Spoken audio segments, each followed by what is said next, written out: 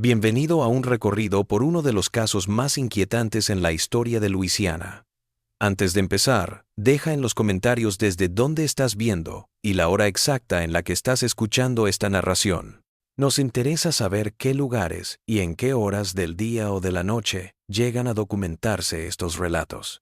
La casa de la plantación se erguía como un monumento blanco en medio del verde oscuro de los pantanos de Luisiana, a solo 15 millas al este de Baton Rouge.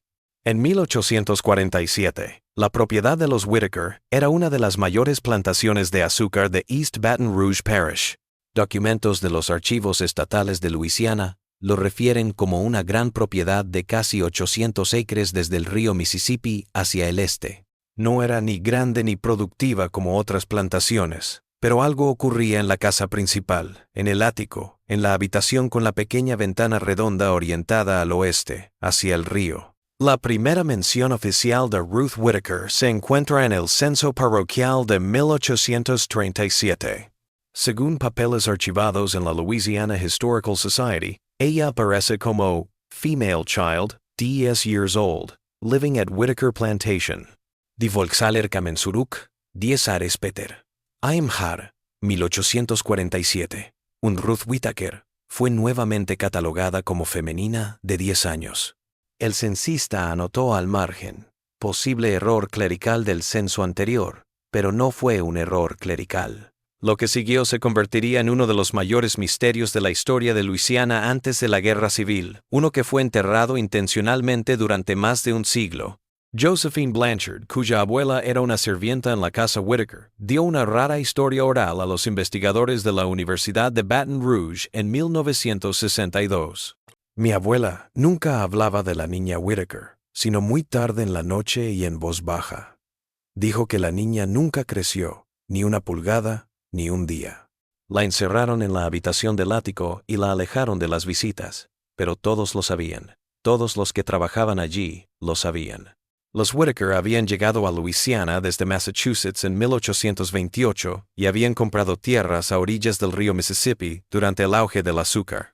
La familia estaba compuesta por Bradford Whitaker, su esposa Eleanor y sus 3 hijos. En sus papeles de inmigración no aparecía ninguna hija. Según el puerto de Nueva Orleans, la familia desembarcó con 6 baúles, 3 cajas de libros, un piano y enseres domésticos. La primera vez que se menciona a Ruth es 9 años después de su llegada. Los registros del condado muestran que en 1840 Bradford Whitaker contrató una importante renovación en la casa principal, agregando lo que los planos arquitectónicos llamaron una habitación especial con mayor privacidad. Los trabajadores locales que lo construyeron declararon después que la habitación tenía especificaciones extrañas: paredes cubiertas de corcho para aislar el sonido, sistema de ventilación independiente y una puerta con 3 cerraduras que se abrían desde fuera. Lo que ocurría tras los muros de la hacienda Whitaker quedó en gran medida sin registrar, como era habitual en los hogares privados de la época, pero trozos salieron a la luz a través de registros domésticos, cartas y relatos de quienes trabajaron en la casa. La plantación llegó a tener unos 70 esclavos de campo y 6 sirvientes domésticos en la casa principal. De estos 6, solo 2 llegaron a poner un pie en la bujardilla, una mujer llamada Sarah y un hombre al que en las cuentas domésticas se alude simplemente como Tomás el Viejo. Una carta hallada entre las pertenencias del doctor el médico de la familia Whitaker, James Merritt, ofrece una rara mirada. La carta, fechada el 3 de abril de 1843, nunca fue enviada, pero se guardó entre los papeles de Merritt donados a la Louisiana Medical Historical Society en 1961. En él, el doctor Merritt le escribió a un colega de la Harvard Medical School: me he topado con un caso que desafía toda explicación médica. La niña, de 15 años según sus padres, aparenta no tener más de 10. Ella no ha madurado como debería para su edad. Su estatura se mantiene en 49 pulgadas desde hace 4 años que la observo. Lo más desconcertante es que incluso heridas y rasguños menores sanan en cuestión de horas. He pensado en problemas glandulares, pero nada en la literatura médica se ajusta a una detención tan completa del crecimiento. Los padres se niegan a buscar especialistas o registrar el caso formalmente. Estoy en un dilema ético que me quita el sueño. Los Whitakers eran figuras locales, iban a la iglesia y daban fiestas estacionales para los plantadores vecinos. Bradford Whitaker was a parish councillor and a sharp businessman who kept acquiring more land. Eleanor Whitaker was involved with the Ladies' Auxiliary of the First Episcopal Church of Baton Rouge. Pero, a pesar de su notoriedad social, los que visitaban la casa siempre comentaban que la familia era muy reservada. Una invitada, Harriet Lawfield, anotó en su diario tras una cena navideña en 1845. Los Whitakers tienen una casa preciosa, pero hay habitaciones a las que uno no debe acercarse. Cuando me perdí buscando el tocador y subí las escaleras equivocadas, el Sr. Whitaker showed up so suddenly and so alarmed that I jumped. Le dije que algunas partes estaban en reparación y eran peligrosas. Durante la cena, los sirvientes miraban al techo cada vez que la casa se asentaba o crujía, como hacen las casas antiguas. El verano de 1846 trajo un evento que fue registrado por varias fuentes. La casa de los Whitakers se incendió. El fuego se habría originado en la cocina durante una tormenta eléctrica. El Baton Rouge Weekly Gazette informó: las llamas devoraron la parte trasera de una de las mejores residencias de nuestra parroquia. La intervención de vecinos y esclavos evitó que el fuego destruyera por completo la casa. Lo que el periódico no dijo fue lo que varios testigos dijeron que vieron. Bradford Whitaker ir corriendo a la casa en llamas y salir del humo cargando lo que parecía ser un niño envuelto en mantas. Puse este bulto en un carruaje y partí inmediatamente para Baton Rouge mientras la casa ardía.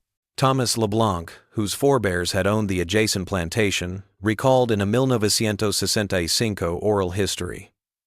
My great-grandfather was one of the men who fought the fire. Les dijo a sus hijos, y ellos nos dijeron, que Whitaker no se preocupaba por el fuego o por sus cosas. Corrió hacia las escaleras del ático. Desapareció durante lo que parecieron minutos mortales, y luego apareció con algo, alguien pequeño en sus brazos. No dirigió la palabra a nadie, no reconoció a nadie. Simplemente arrojó su fardo en un carruaje y partió. No regresó hasta el día siguiente, pero su casa aún ardía. Los registros parroquiales indican que 2 días después del incendio, Bradford Whitaker retiró $800 del Merchants Bank of Baton Rouge. La semana siguiente, se carteó con un doctor, Elias Humphrey de Nueva Orleans, médico que atendía casos raros e investigaba enfermedades tropicales. No hay constancia de que se consultara, pero el Dr. L. People. Los libros de contabilidad de Humphrey, que se encuentran en los archivos médicos de Nueva Orleans, registran un pago de $700 de Bradford Whitaker el 18 de julio de 1846, una cantidad enorme por atención médica en aquel entonces. Después del incendio, los Whitakers se volvieron aún más reservados. Rechazaron la mayoría de invitaciones sociales y reconstruyeron la casa destrozada, añadiendo una nueva ala separada de la casa principal, pero unida por un pasillo cubierto. Los planos arquitectónicos presentados a la parroquia lo describieron como un anexo familiar privado. En este tiempo se fueron de casa de los Whitaker un número inusitado de sirvientes. Los registros parroquiales de empleo, que hacían seguimiento a los trabajadores libres que se desplazaban entre propiedades, indican que entre agosto de 1846 y febrero de 1847 salieron 4 sirvientes domésticos de la casa de los Whitaker. Esto era inaudito para la época, pues estos puestos eran muy codiciados. Uno de estos sirvientes, una mujer libre de color llamada Marie Laveau, no confundir con la famosa practicante de vudú de Nueva Orleans del mismo nombre, más tarde se mudó a Natchez, Mississippi. En 1868, ella relató a un periodista itinerante que fue publicado en American Peculiarities, un periódico poco conocido. La casa de los Whitaker ocultaba cosas que ningún cristiano debería presenciar. Estuve allí 7 años, hasta que lo que vi me pesó demasiado en la conciencia. Había un niño que no era niño. No soy letrado, pero conozco el orden de las cosas. Crecen los hijos, cambian las estaciones, el río fluye, pero en esa casa había algo antinatural. La llamaron Ruth, y dijeron que era su sobrina de Boston, pero había estado allí años, sin cambiar, sin crecer. La patrona se cortaba el cabello cada mes, exactamente 1 pulgada. Siempre lo llevaba a la misma longitud. El amo la medía en una marca de la puerta, siempre frunciendo el ceño. La niña, si es que lo era, hablaba poco, y cuando lo hacía, su voz parecía contener el conocimiento de años que su cuerpo no mostraba. Me fui después del incendio. Cuando la trajeron de vuelta, cambiada. Sus ojos habían cambiado. Antes estaban tristes. Después, no tenían nada. En febrero de 1847, la calma de la plantación Whitaker se vio interrumpida por la llegada del Dr. Samuel Cartwright, un médico de Nueva Orleans conocido por sus teorías raciales y médicas. Aunque no hay registro de que haya venido, su diario personal, donado a la Universidad de Tulane en 1959, tiene una entrada en clave que dice: «Viajé a Baton Rouge a pedido de B.W. para ver el caso extraordinario que alberga. Lo vi con mis propios ojos y todavía no puedo creer lo que vi. Si es real, es la mayor anomalía médica de nuestro siglo, o algo que no me atrevo a nombrar. La sangre del niño bajo mi microscopio reveló cosas que nunca había visto en tejido humano». Al clavarme una aguja, la herida se cerró ante mí. Lo más inquietante era su mirada. Me miraba, no como un niño mira a un adulto, sino como un animal mira a un espécimen. Salí con muestras, pero dudo que vuelva. Algunos misterios tal vez sean advertencias, no invitaciones a explorar. El invierno de 1847 fue excepcionalmente frío en Luisiana. El río Mississippi se congeló en sus orillas por primera vez en la memoria viva y se perdieron muchas cosechas de las plantaciones. Fue en este frío de finales de febrero que sucedió lo que finalmente revelaría el secreto de los Whitakers. Según informes del sheriff que se guardan en la Oficina de Registros Parroquial del Este de Baton Rouge, en la noche del 27 de febrero, un trabajador de la plantación llamado John Miller fue hallado muerto en el camino entre la plantación Whitaker y Baton Rouge. La causa de la muerte se declaró oficialmente como exposición a los elementos con congelación, pero el informe incluía detalles inquietantes. El cuerpo de Miller fue descubierto a solo 3 millas de la plantación en un camino que conocía bien. Pero lo más alarmante es que llevaba consigo un saco de yute con la bata de noche de un niño, un frasco sellado con líquido que luego se identificó como sangre conservada y un diario encuadernado en cuero. El diario era de Eleanor Whitaker. Cómo lo había adquirido nunca se supo, pero lo que contenía alarmó tanto a Miller que el sheriff Thomas Bogart cabalgó hasta la plantación Whitaker al día siguiente. El diario desapareció de las pruebas poco después, pero el ayudante del sheriff William Harrove, que acompañó al sheriff, dio un testimonio jurado en 1869 en una disputa de tierras abandonadas de Whitaker. Ahora el diario de Whitaker estaba lleno de anotaciones sobre la niña que llamaban Ruth, mediciones diarias de altura, peso, cualquier otra cosa, notas sobre heridas que sanaban en cuestión de horas, cortes de papel, quemaduras, cortes que parecían intencionales, todos curándose en horas. Lo más inquietante eran las fechas.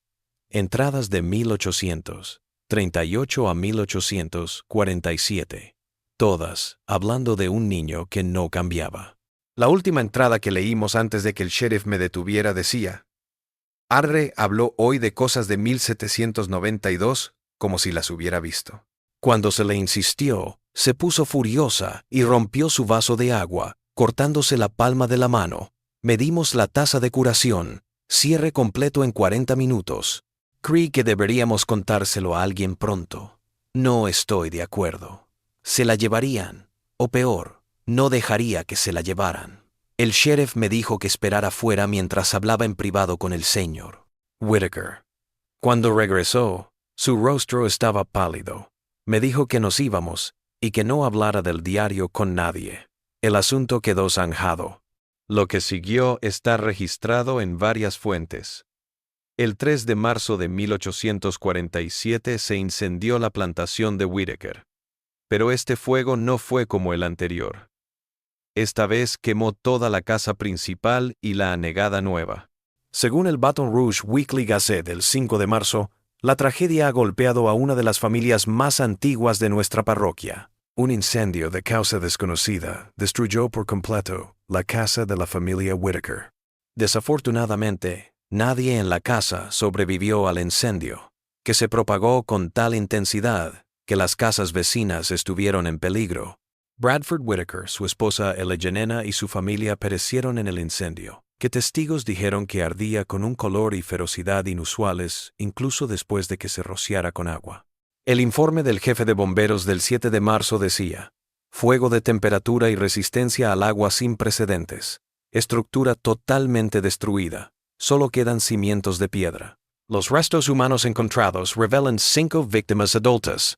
Causa indeterminada, pero probablemente accidental por las condiciones extremas del invierno, que obligan a mantener la casa permanentemente calefaccionada. 5 adultos fueron identificados: Bradford y Elegenena Whitaker, 2 sirvientes de la casa y un tutor de Nueva Orleans. Nunca se informó de restos de un niño. Después, las tierras de los Whitaker se vendieron para pagar deudas que surgieron de la nada. La tierra fue parcelada y vendida principalmente a las plantaciones vecinas. El lugar de la casa en sí quedó vacío, y la leyenda local decía que la tierra estaba maldita o envenenada por la tragedia. La historia de Ruth Whitaker podría haberse perdido entre los registros parroquiales y la memoria local, de no ser por una serie de eventos extraños que tuvieron lugar en las décadas posteriores. En 1863, en plena guerra civil, tropas de la Unión acantonadas en Baton Rouge informaron de un suceso extraño en la antigua propiedad de Whitaker. El teniente Josiah Parker del 6º de Infantería de Michigan escribió en su informe oficial: mientras se establecía un puesto de observación avanzado en el antiguo emplazamiento de la plantación al este de la ciudad, el soldado Reynolds se encontró con lo que describió como una niña vestida de forma antigua. Al acercarse, Reynolds dijo que el niño le sonrió de una manera que lo inquietó y luego desapareció en el bosque. Una batida por la zona no arrojó indicios de presencia o tránsito. Reynolds fue relevado del mando más tarde por enfermedad de malaria, que minó su fiabilidad. En 1871, un equipo de reconocimiento mapeando tierras para la reevaluación de impuestos de posguerra notó algo inusual en el sitio de Whitaker. Sus notas de campo, archivadas en la Louisiana State University, dicen: al despejar la base para medir, los trabajadores descubrieron una pequeña cámara debajo de lo que habría sido el ala este de la casa. La habitación de ladrillo de unos 8 pies cuadrados albergaba una cama de niño, libros guardados y pequeños frascos llenos de sustancias. Lo más extraño fue un diario escrito con letra infantil fechado entre 1791 y 1847. El arqueólogo a cargo de la encuesta, al ver en ellos meros restos del gran incendio de hace décadas, mandó sellar de nuevo la cámara. El diario se entregó junto con este informe, pero parece que luego se retiró del archivo. La última mención conocida de Ruth Whitaker proviene de una fuente inusual. En 1964, el Dr. Rados L. Lawrence Coig, profesor de patología en Johns Hopkins, escribió un artículo para el Journal of Rare Medical Phenomena, llamado Historical Cases of Anomalous Cellular Regeneration. En ella, citó ejemplares donados a la universidad en 1848 por el Dr. Samuel Cartwright. Entre nuestras rarezas médicas se encuentran muestras de tejido que supuestamente fueron extraídas de un niño de Luisiana en 1847. Las muestras, conservadas en formol, revelan estructuras celulares incompatibles con tejido humano normal. En particular, las células muestran patrones de división y regeneración que serían imposibles según nuestro conocimiento actual de la biología humana. Las notas adjuntas afirman que las células fueron extraídas de un individuo que no había envejecido en más de una década. Aunque estas afirmaciones son evidentemente fantasiosas, las muestras conservadas son en sí mismas un auténtico enigma científico. El análisis actual confirma que son humanas, pero con cromosomas nunca antes vistos en ninguna otra muestra de tejido humano. Los ejemplares fueron considerados curiosidades históricas y archivados en 1938. Cuando se pidieron para esta investigación en 1963, la universidad no pudo encontrarlos. Los pantanos y aguas turbias de Luisiana siempre han guardado secretos, algunos naturales, otros humanos. La historia de Ruth Whittaker, reconstruida a partir de trozos de registros históricos, testimonios y documentos oficiales, es una de las más inquietantes. ¿Qué era ella? ¿Un niño con una condición médica nunca antes vista? ¿Un cruel experimento de los Whittakers? ¿O algo más? Las respuestas ardieron junto con la casa de los Whittaker aquella noche fría de marzo de 1847. Pero no todo se perdió en el fuego. En 1958, una maestra de Baton Rouge Elementary School dejó un incidente inusual registrado en los archivos de la escuela. En una excursión escolar a la antigua capital del estado, una niña de unos 10 años se separó del grupo. Cuando la encontraron las chaperonas, estaba contemplando un retrato de Baton Rouge en la década de 1840. Según la profesora, cuando le pregunté su nombre, me dijo Ruth, y sonrió de una forma que no me gustó. Cuando intenté guiarla de vuelta al grupo, ella dijo, solía vivir allí antes de que se quemara. El niño regresó con sus compañeros, y aunque revisamos la asistencia, no pudimos encontrar qué niño faltaba. Todos estaban presentes. Hasta el día de hoy, el antiguo emplazamiento de la plantación Whittaker permanece sin edificar. Los lugareños evitan el lugar al anochecer, cuando algunos dicen haber visto una figurita observando desde el bosque. Una niña vestida a la antigua, que nunca envejece y nunca se acerca, solo observa, como si esperara que alguien la reconociera. Las preguntas resuenan a través del tiempo. ¿Quién era Ruth Whittaker? ¿Qué encontraron o crearon los Whittakers en su apartada plantación de Luisiana? Y lo más perturbador de todo, si nunca se encontraron restos de un niño en las cenizas de la casa de Whittaker, ¿a dónde fue Ruth? Algunos enigmas se entierran por un motivo. Algunos secretos deben permanecer perdidos en las aguas del pasado, pero mientras haya registros y haya memoria, la leyenda de la niña que nunca envejeció seguirá acechando en las sombras de Luisiana, un eco que desafía la explicación y el orden natural.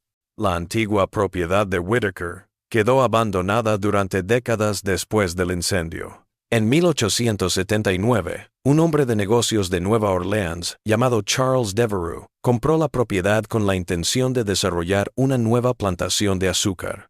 Según los registros parroquiales, se inició la construcción de una planta moderna de procesamiento cerca del río, alejándose del antiguo emplazamiento. Los trabajadores informaron de cosas extrañas, herramientas que desaparecían y reaparecían, puntos fríos incluso en pleno verano, y lo más común, la visión de una figurita observando desde el bosque. 3 meses después, Devereux dejó la obra. Su carta a los inversores, archivada en la Louisiana Business Historical Society, atribuyó el fracaso a problemas inesperados con la tierra y supersticiones locales que afectaron a los trabajadores. Vendió la propiedad a pérdida y supuestamente nunca regresó al área de Baton Rouge. La propiedad pasó por manos más veces en las décadas siguientes, pero nunca llegó a desarrollarse.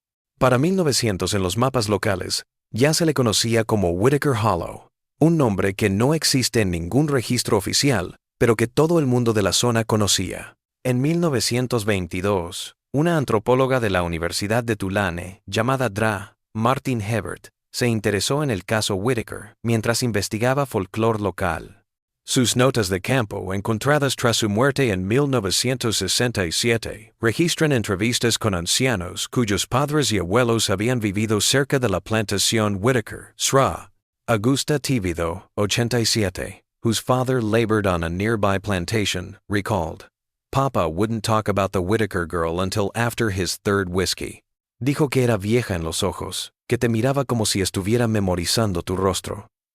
La esclava de la casa dijo que los había acompañado antes de venir a Luisiana, lo cual no puede ser cierto, porque era una niña.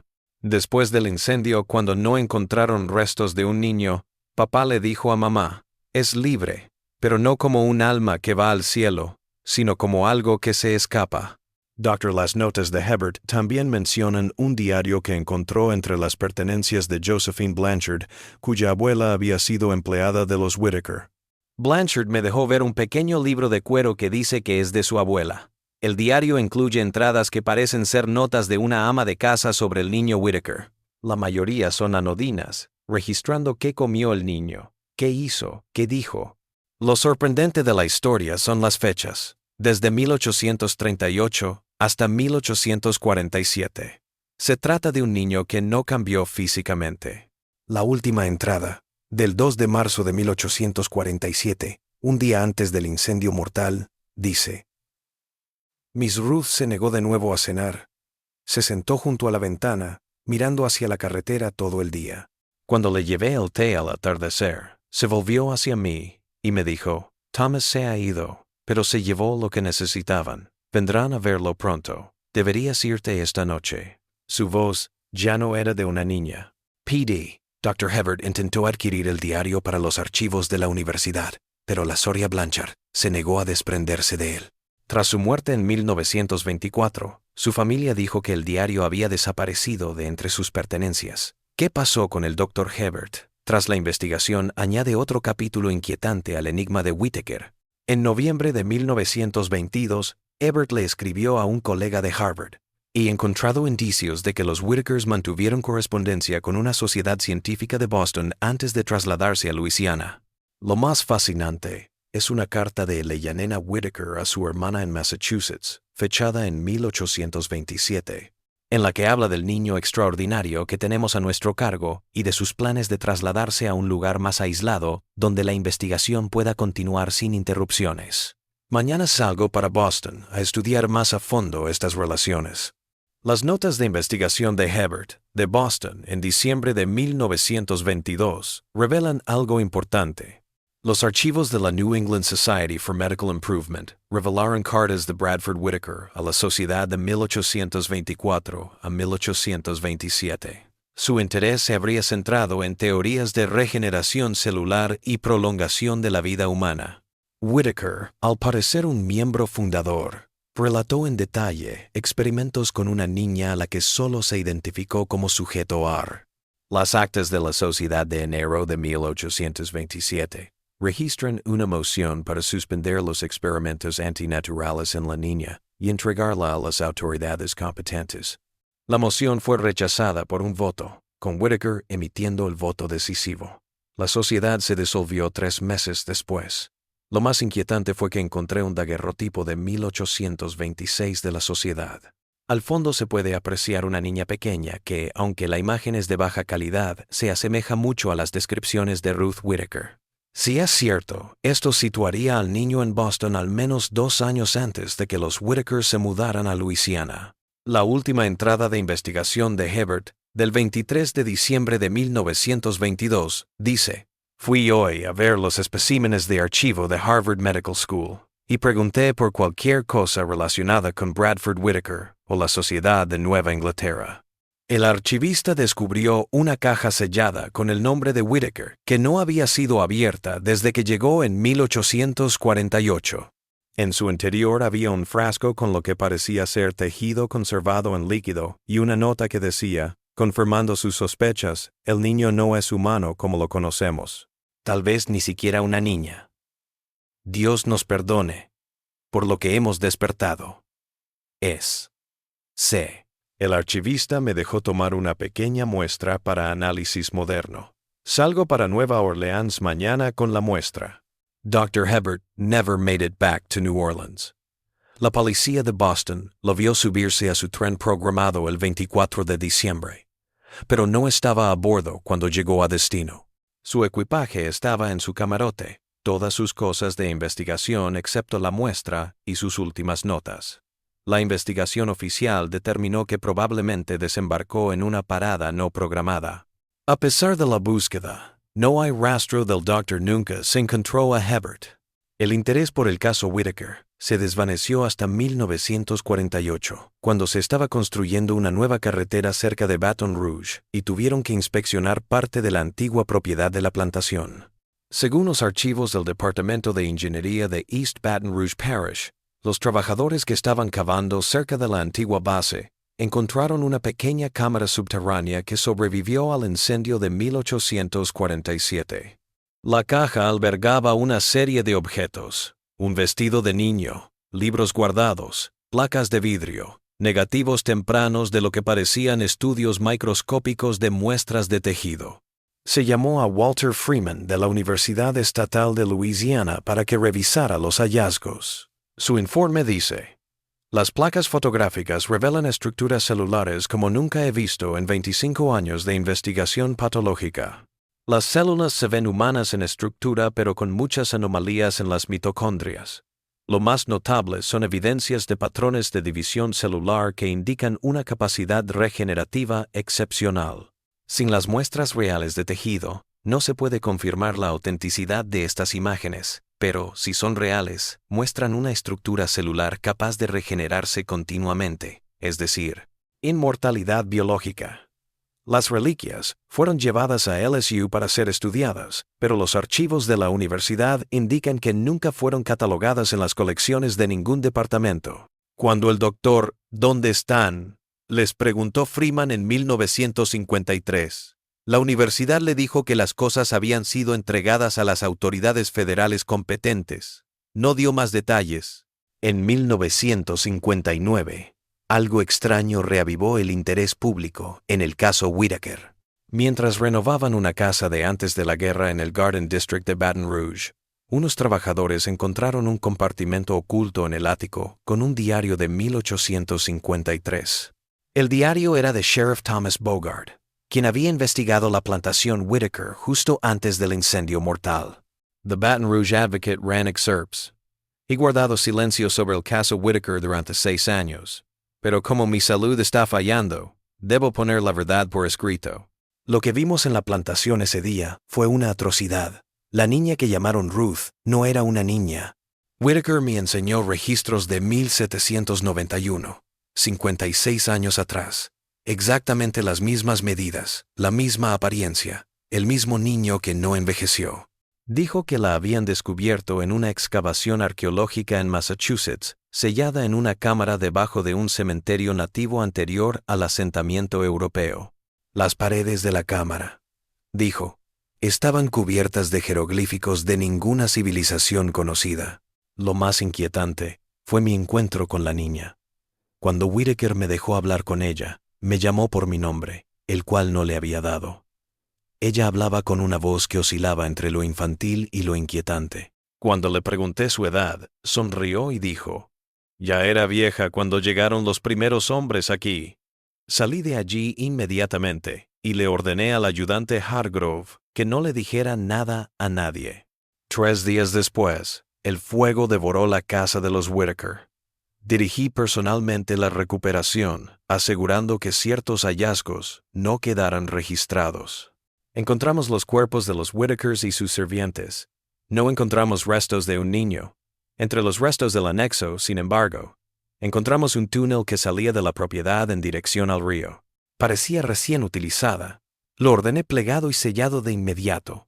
He esperado años a que el niño reapareciera. Creo que sigue aquí, intacta, esperando. Que Dios nos tenga en su misericordia a todos.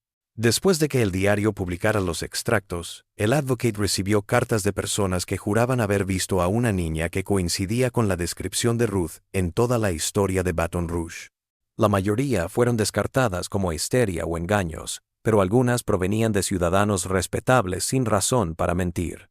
En 1963, en plena Guerra Fría, la antigua propiedad de Whitaker fue discretamente adquirida por una corporación que más tarde se revelaría como una fachada para los intereses de la investigación gubernamental.